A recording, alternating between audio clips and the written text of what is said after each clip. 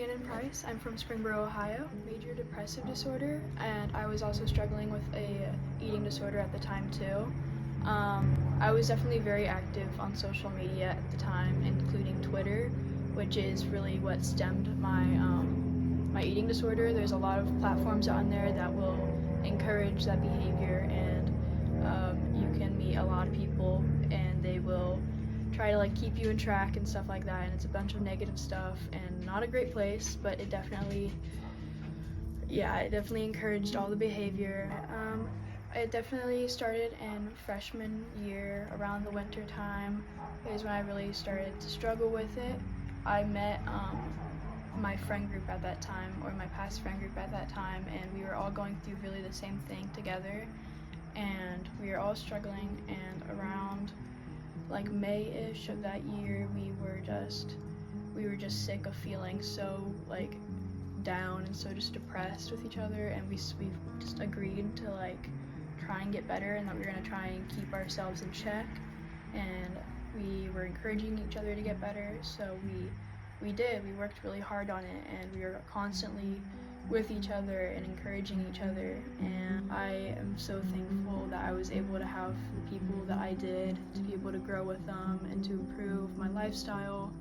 I mean, it does help, and I know that when you are feeling depressed, you don't really want the help, you don't feel like you need the help, you just don't want to reach out and have help, you just want to be by yourself and continue going like down into the negative cycle.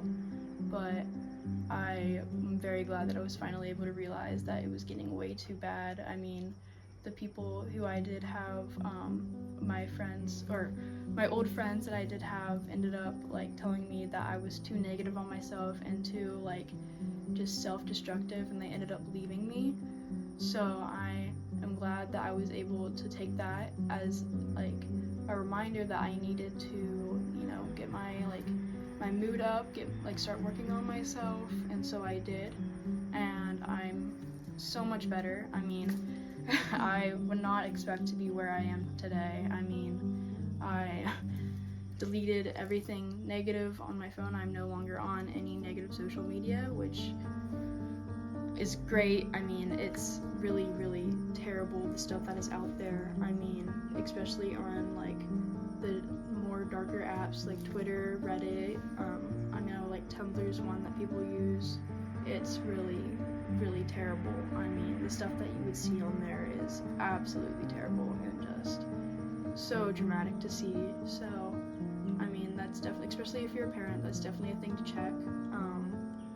I know that kids would not be very happy with that. I sure was not happy with my parents going through my phone, but I'm definitely very thankful that they did, because I know if I did not find that, I would not have stopped. So I am glad that they were able to find that, and it's just, there are some terrible things to keep your eye out for. I mean, some very, very terrible things. Definitely my take on that, to stay off of apps like that, or I mean, if you are going to use them for purposes that you should, for learning and developing a better perspective on the world, not for destroying yourself and just destroying your mind, and because it really is such a hard thing to go through and such a hard thing to come out of.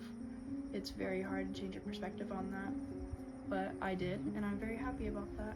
So I'm no longer on Twitter. I stay away from all the things like that. I mean, I use like Instagram, I use TikTok.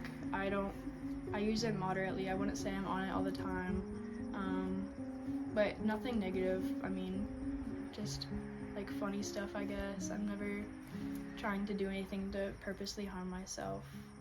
So it's nice to be able to be free and be able to actually trust myself now with it.